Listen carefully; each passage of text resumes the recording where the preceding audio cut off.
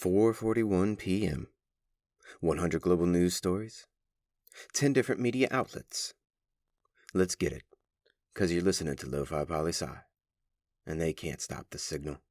I see, I see. I bring it down like. I see, I see. I bring it down like. They're leaving the flower season 11.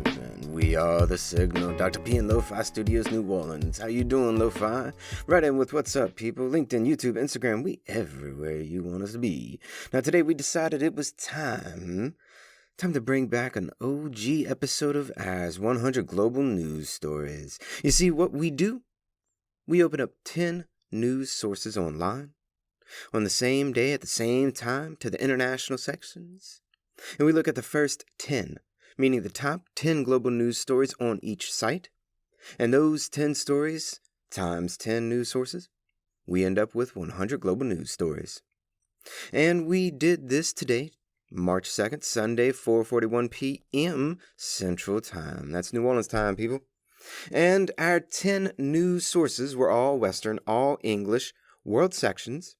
So we get to see what people in the U.S. are really getting up to in their English language news. So yeah, this is a very specific subset of news. But that's what we're looking for. Now, if you change this language, well, that's to come a different day. We're going to see some stuff happen with that. All right, let's get into it. Our 10 news sources, which include 2 news aggregators, because people still get lots of news from news aggregators. We got Fox News, BBC News, NPR, AP, that's the Associated Press, Reuters, CNN, The Guardian, New York Times, Google, and Yahoo. Now, what do we find? Looking at the top 10 global news stories of all 10 websites to get 100 news stories. Here's our initial findings with the stories and the story count.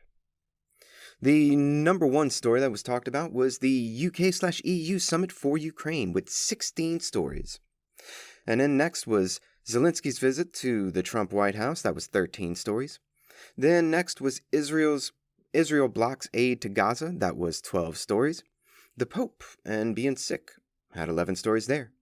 DRC and Rwanda genocide videos may be fake. 3 stories there. German elections, we had 3 stories on that. Kurdish militant groups declare ceasefire with Turkey. 2 stories about that. Hamas rejecting Israel's request to extend Phase 1. 2 stories about that. Israeli hostages being scarred. 2 stories about that. Mexican drug lords appearing before U.S. judges. 2 stories about that. And Trump invites freed Israeli hostages to White House. 2 stories about that. Now that's all the stories that have duplicates, triplicates, or any more than that. All the rest of the stories only appeared one time. All right? Vermont protests J.D. Vance for Zelensky. EU condemns Hamas for refusal to extend first phase. Troops, cartels, and China. What Mexico is doing to stave off tariffs. Palestinian prisoners release. West Bank conflict. How Gaza's hospitals became battlegrounds. Doug Ford reelected Ontario's premier with mandate to fight Trump tariffs. Starmer's dismisses calls for Trump's state visit to be canceled. Drone attacks hit apartment buildings in Ukraine. International Red Cross says Gaza ceasefire must continue. The Oscars are coming. Yes, they are. I read another article about Haiti police raid gang leader's stronghold. That seems like it may be pretty positive. We had a private spacecraft land on the moon. That seems kind of scary and not positive. Neocolonization coming up on the moon. Pakistan out of their own cricket tournament. Oh, I was so heartbroken about this. Taiwan's military trying to soup itself up. And then another one, how the climate crisis fuels gender inequality. U.S. aircraft carrier gets to South Korea right after North Korea test fires missiles. Another one we had, no one knows what this ancient script says. Now there's $1 million to crack the code. We had 3 stories, and I will say these stories have been on the AP for a month, but I think it's good recognition of them. Paraguay's disappeared, Colombia's disappeared, and Peru's disappeared. That's people in the 1990s, 80s, 70s, and 60s in these countries who had thousands upon people disappeared by their authoritarian governments. We had another story about avalanche burying road workers' camp in India. We had one about the Greek Prime Minister vows to upgrade railways as government faces confidence vote. And we had the Canadian Prime Minister protecting independence with talks with King Charles. We had a breakaway region of the country of Georgia that had elections, and their acting leader wins those presidential elections. But are they really elections? You tell me. Germany weighs special funds for defense and infrastructure. Cyber attack detected at Polish space agency. Who's raiding? Who wants to cyber attack a space agency? UK Prime Minister struggles to remain upright under weight of his contradictions. Finland lets ship leave 2 months after suspected sabotage. Syrian forces deployed in majority Druze town after clashes. Chinese billionaire cranes Rolls-Royce ghost to the 44th floor penthouse. Germany wants an EU trade deal. And our final one? In La Paz, Bolivia, a new slate of restaurants draw on the country's natural bounty. All right, that was a whole mouthful for me, people. That was a lot. All right, a whole lot. But now, let's break it down. Because what do we really know about all those news stories? We have to crunch the numbers. What we're really looking for, though, is the amount of Western bias, the amount of bias in Western news. And we found that 52% are just about 4 global news stories. 4 stories make up over half of our 100 global news list. 66% are just about the top 11 stories. But in total, we do have 44 different stories. So 44%, that's pretty good diversity in news, right? Though, but really not much, because wait for it, you know? When we group stories together by overarching topics or places or people, watch what happens with the bias.